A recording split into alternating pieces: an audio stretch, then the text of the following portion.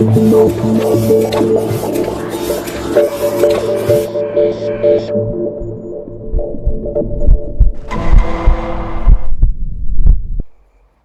everyone, welcome back to Truth and Neurons.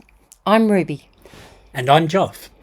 In this video we're taking a hard look at something that frankly should outrage anyone who believes in actual justice. That is, Detective Darren Gilbertson's so-called timed runs at 112 King Road. This episode's called Gilbertson's Got the Runs and gives us the shits. This is how the prosecution was trying to call this theatrical performance to convince a jury that one person could have committed these murders. Come on. Well said. So let's be crystal clear about what we're dealing with here. 4 young adults were brutally murdered in that house. These weren't mannequins or practice dummies. These were living, breathing human beings who would have fought for their lives. Ethan Chapin was 6 feet 3 inches tall and athletic. Kaylee Goncalves had defensive wounds. Zana fought so hard that investigators believe she was initially attacked near the bedroom entrance and fought her attacker across the room. And yet, Gilbertson wants us to believe he can simulate this by walking through an empty house and having one of his colleagues count imaginary strikes in the air. It's not just unrealistic, Ruby, it's insulting to the victims and their families. I agree, it sounds ridiculous. So let's speak about what Gilbertson actually did versus what would have really happened that night.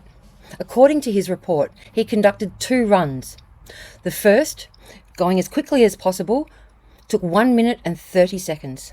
The second, described as slower and deliberate, took 2 minutes and 33 seconds. Add in the estimates for walking to and from a vehicle, and he concludes the entire crime could have been committed in as little as 2 minutes and 6 seconds, or as much as 3 minutes and 45 seconds. 2 minutes and 6 seconds. Let that sink in. I mean, even 3 minutes and 45 seconds. They want us to believe that Bryan Kohberger, someone with no known connection to the victims, no evidence of stalking, no evidence of ever having been in that house before, managed to enter through a sliding glass door, navigate unfamiliar terrain in near darkness, locate and kill 4 people in separate rooms and escape without a trace. I mean, even just getting through the carnage from the parties that they have there would be hard enough. And here's what makes it even more ridiculous. The FBI and law enforcement conducted extensive investigations into any possible connection between Kohberger and the victims. They found nothing.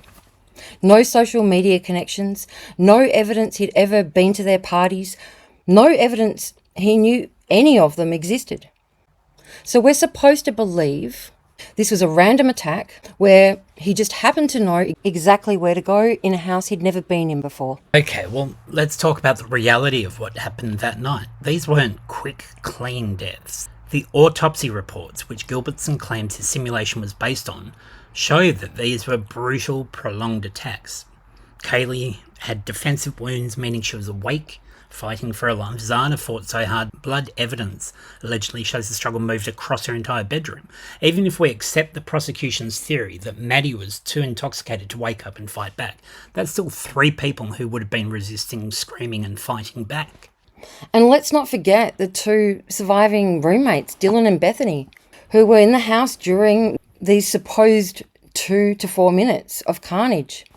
The prosecution wants us to believe that multiple people were being brutally murdered just floors above and below them, and somehow the killer managed to do this quietly enough that they weren't awakened by screams, struggles, or sounds of violence.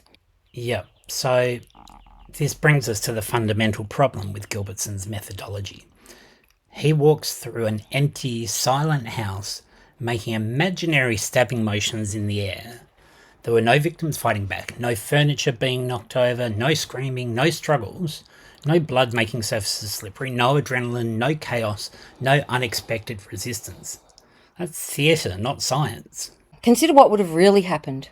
Kohberger supposedly enters through the sliding door and goes immediately upstairs to the 3rd floor. How did he know to go upstairs first instead of checking the 2nd floor bedrooms? How did he know the layout of the house?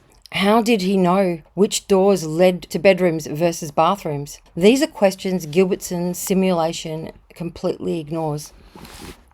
That's very true. So then there's the issue of the victims themselves. Ethan Chapin wasn't just tall, he was athletic and relatively strong. If he woke up during an attack, there would have been a significant struggle. The idea he was killed quickly and quietly while lying in bed stretches credibility to breaking point, and Zana's defensive wounds and the alleged blood evidence pattern in her room prove she fought hard and long. This wasn't a quick, efficient killing, this was a prolonged, brutal struggle. Let's also examine the forensic evidence that contradicts this tidy timeline. The blood evidence throughout the house suggests significant cleanup occurred. Chemical enhancement revealed blood reactions in multiple locations, including common areas. If someone spent 2 to 4 minutes committing murders and immediately fled, how do we account for the apparent cleanup? How do we account for the fact that the first responders described a relatively clean scene compared to what you'd expect from 4 brutal murders? Here's something that really bothers me about Gilbertson's approach. He's not an expert in crime scene reconstruction. He's not a bloodstain pattern analyst. He's not an expert in human behaviour during violent encounters. Yet his opinion whether these murders could be committed in this time frame was being presented as expert testimony. At the time the defence correctly pointed out he lacks the qualifications to make these determinations. The prosecution's timeline also ignores basic human physiology and psychology. When someone is being attacked with a knife, the natural response is to fight, flee, or freeze. Even in a freeze response, the body doesn't go limp like a mannequin. There's tension, resistance, movement. Blood doesn't flow in neat patterns. Victims don't politely stay in predetermined positions while being killed. The chaos and unpredictability of real violence makes Gilbertson's choreographed simulation absolutely meaningless. What's even more troubling is how this simulation was conducted. Gilbertson was already familiar with the house layout. He'd been investigating the case for months. He knew exactly where each victim was found, exactly what path would be most efficient, exactly what he was looking for.